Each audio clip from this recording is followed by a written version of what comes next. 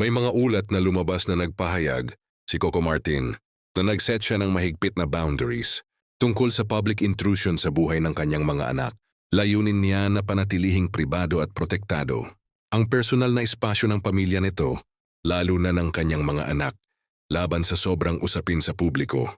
Sinabi ng aktor na ayaw nito na maging paksa ng tsismis ang kanyang pamilya dahil naniniwala siyang ito lang ang magbibigay sa kanila ng peace of mind at proteksyon laban sa masasakit na salita ukol sa kanila.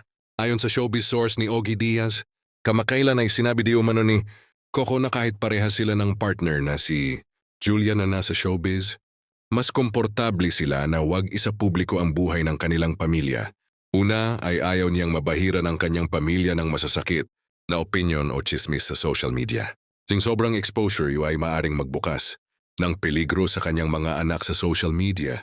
Ayon kay Coco, hindi dahil artista siya ay wala ng karapatang hadlangan ang mga tao sa pagsilip sa kanyang pamilya.